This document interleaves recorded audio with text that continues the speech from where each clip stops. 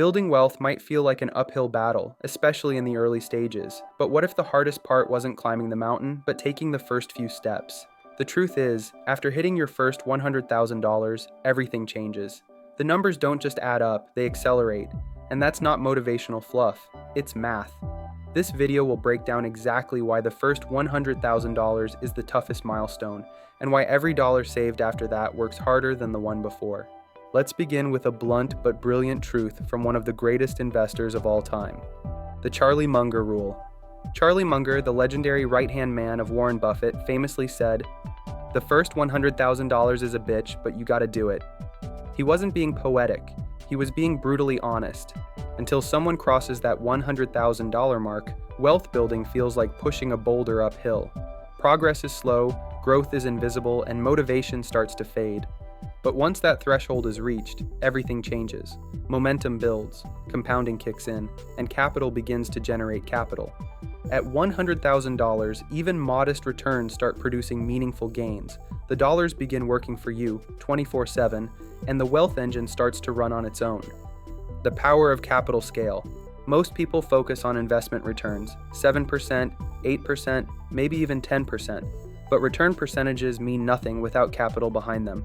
A 10% return on $1,000 makes you just $100 in a year. That's a nice dinner. But 10% on $100,000? That's $10,000, with no extra effort, no more time, no more risk. That's the power of scale. The exact same return yields dramatically different results depending on how much capital is in the game. This is where wealth starts to widen the gap. It's not just a matter of earning money anymore, it's about how much capital is compounding.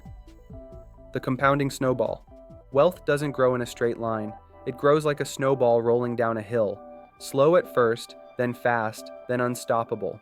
Let's say someone saves $10,000 per year and invests it with a 7% annual return. The first $100,000 takes 7.84 years. The next $100,000, just 5.1 years. The third, 3.78 years. The fourth, 3.01 years. The fifth, just 2.5 years. To go from $0 to $500,000, they simply kept doing what they were doing, except the snowball started doing most of the work. And when that snowball hits $1 million, the next $100,000 takes just 15 months. The lesson: compound interest rewards those who start early and stay consistent. It punishes those who quit in the early grind. The psychology of $100,000. Crossing $100,000 is more than a financial milestone, it's a psychological one. Before this point, saving and investing can feel like deprivation, like sacrifice with no visible reward. But when that six-figure account balance shows up, belief kicks in, momentum takes over, and confidence skyrockets. With $100,000, the fear of financial fragility fades. Emergencies are manageable, options open up, decisions become more strategic, and wealth building transforms from hope to process. You stop wondering if it will work, and start asking how far it can take you. The shift is subtle but powerful. Instead of asking, "Is this worth it?" you begin thinking, "Why didn't I start earlier?" Money becomes less emotional, less about survival, more about strategy, opportunity, and growth. That balance isn't just a number, it's proof. Proof that your discipline works, that long-term thinking pays off, that you're capable of building real assets, not just managing bills. It's often the first time people feel truly in control of their financial life. Suddenly, you're no longer stressed about car repairs, medical bills, or a layoff. You're asking bigger questions. Should I start a business? Invest in real estate? Relocate and reset? Confidence starts replacing anxiety. Clarity replaces confusion. Financial goals become timelines, not dreams. The way you spend changes too. You begin to value peace of mind over possessions, simplicity over status, time freedom over impulse buys. You also start respecting your time differently. Every wasted hour becomes a missed opportunity, not because you're chasing money, but because you've seen what your effort can build. Reaching $100,000 often sparks deeper self-belief. If you can save this much, you realize you can likely save more, invest smarter, earn better. It's not about being rich, it's about being resourced, and that mindset changes everything. Even your conversations change. You start thinking in terms of investments, equity, return on time. You look at money with curiosity instead of fear. This is the stage where many people build the confidence to take risks, calculated ones. Whether it's switching careers, starting a side project, or saying no to burnout culture, $100,000 buys that space. It's not freedom yet, but it's a foothold, a signal that real freedom is within reach. Wealth isn't just about dollars, it's about perspective, and crossing $100,000 shifts your vantage point permanently. The value of a dollar, pre-$100,000. In the early game, every dollar counts far more than people realize. Before hitting $100,000, compound interest isn't doing the heavy lifting yet. You are. Example: if you save $15,000 per year for 6 years at 4.5% interest, you'll hit $105,000. But 85% of that will come from savings, not returns. At this stage, saving is king, discipline is non-negotiable, habits matter more than asset allocation. A dollar saved before $100,000 is more valuable than a dollar saved after it because it compounds for longer and carries more weight in shaping your financial behavior. Every dollar isn't just money, it's a vote for your future self. In the early phase, those votes stack faster than interest does. People often say, it's only $10, it doesn't matter. But pre-$100,000, that $10 matters more than it ever will again. It's not just $10, it's time, leverage, and momentum. The sooner that dollar is put to work, the more years it has to grow. A dollar invested at age 25 has more power than $5 invested at 45. Skipping fast food once per week could mean an extra few $1,000s over a decade, not because of the price tag, but because of the principle. Habits built on small sacrifices tend to last, and lasting habits beat short-term sprints every time. Before compound interest starts compounding, you need to be the one pushing the wheel, and every push counts. The early savings phase is also where your financial identity is forged. You're not just stacking cash, you're training yourself to think long-term, delay gratification, and prioritize control over comfort. That identity shift is crucial, because once your money starts growing on its own, you'll need the discipline to let it. Impulse spending today isn't just a hit to your wallet, it's a delay to the wealth you could have had tomorrow. The way you treat $100 directly affects how you'll manage $10,000 or $100,000. If small amounts don't feel meaningful, large amounts won't either. Every sacrifice compounds, every habit multiplies, and every smart dollar pre-$100,000 builds the foundation for everything that comes after. It's not about being frugal forever, it's about being intentional when it matters most. Because after $100,000, the math starts working. But before that, you are the engine, and every dollar is your fuel. Savings versus returns. People love talking about the stock market and crypto and interest rates, but here's the truth. Returns don't really matter until you've built some serious capital.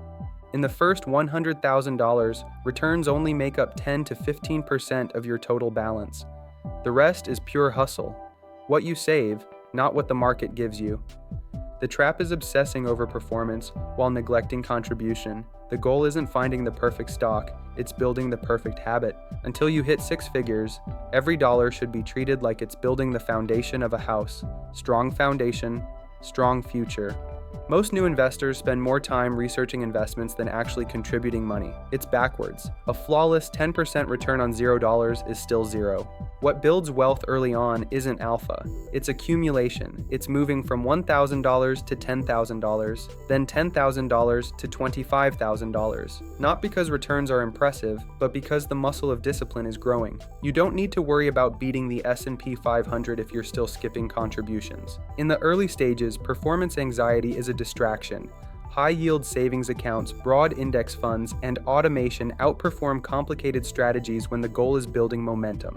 There's more value in skipping a $300 luxury purchase than in trying to eke out an extra 1% annual return through risky trades. That's because capital creation precedes capital compounding. You have to build it before you can grow it. Chasing returns can also lead to emotional decision-making. Fear when the market dips, FOMO when it surges. That kind of volatility destroys consistency.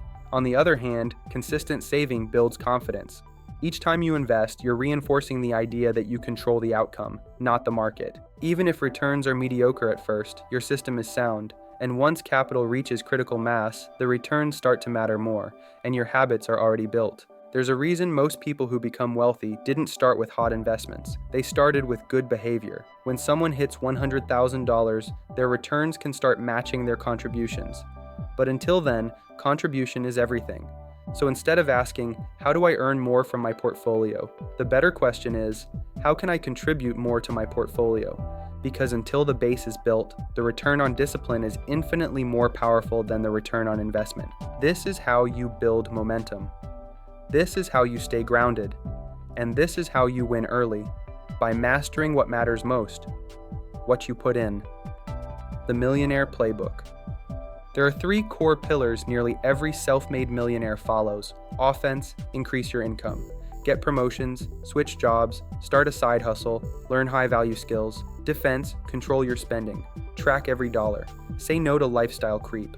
Budget like it's your superpower. Efficiency: use tax-advantaged accounts like Roth IRAs and 401ks. Keep cash in high-yield savings. Avoid high-fee products. Let your tools do the work. You don't need to invent the next tech startup. You just need to execute the basics better than everyone else, and for longer. The Rule of 72. Here's a quick way to understand compounding. The Rule of 72. Divide 72 by your expected return rate, and you get the number of years it takes your money to double. At 6%, money doubles in 12 years. At 8%, it doubles in 9 years. At 10%, it doubles in 7.2 years. So if you have $100,000 and earn 10% annually, you'll have $200,000 in just over 7 years, without adding a single extra dollar. That's why starting early and letting time work for you is the most powerful strategy in personal finance. This rule reveals something most people overlook. The biggest gains come from doing nothing after doing something smart. You front-load effort, then the math takes over. It also shows how even small changes in return can make a huge difference over time. The difference between 6% and 8% isn't just 2%, it's years of growth. Someone investing $10,000 a year at 8% will hit $1 million in about 30 years, but at 10%, they could get there in under 25. That's half a decade of time bought, just by optimizing returns. The Rule of 72 makes it easy to visualize why time in the market beats timing the market. Consistency trumps perfection. It also reinforces why young investors have the greatest advantage, even if they have the smallest amount of capital.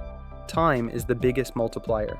Doubling $100,000 once gives you $200,000. Doubling it again gives you $400,000. And another, now you're at $800,000. That's just 3 doubling cycles. Every doubling is like moving to a new wealth bracket, with no increase in effort, just time and patience. If you start early enough, even average returns can produce extraordinary outcomes. And if you start late, it takes exponentially more capital to catch up.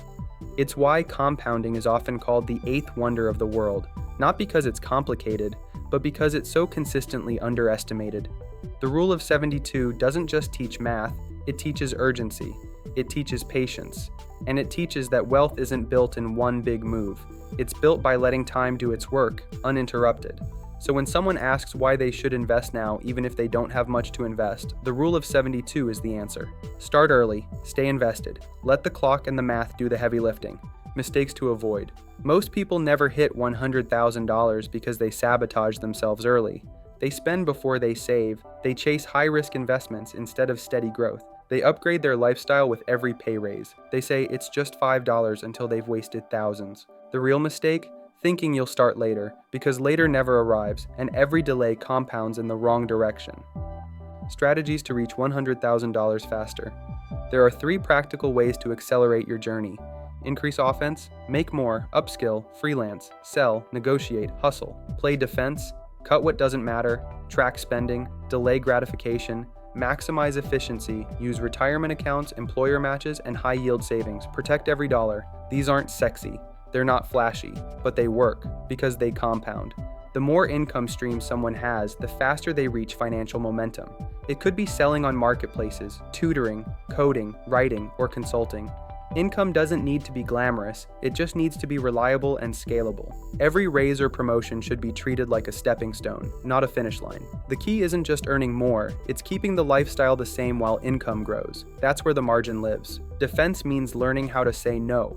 It's understanding the difference between want and need, convenience and cost, temporary pleasure and long-term progress. It's skipping the $300 upgrade on a phone that performs the same. It means analyzing where your money leaks, subscriptions never used, food wasted, purchases made out of boredom, and sealing those gaps for good. Efficiency is where most people lose ground. Leaving employer match money on the table is like refusing free cash. Ignoring Roth IRAs or HSAs is like accepting extra taxes. Parking money in checking accounts with 0.01% interest is financial sleepwalking. Redirecting those dollars into high-yield savings or low-fee index funds doesn't feel exciting today, but it adds thousands over time. Automating savings, rounding up purchases, and setting calendar reminders for money moves are tiny adjustments that generate major gains over a decade.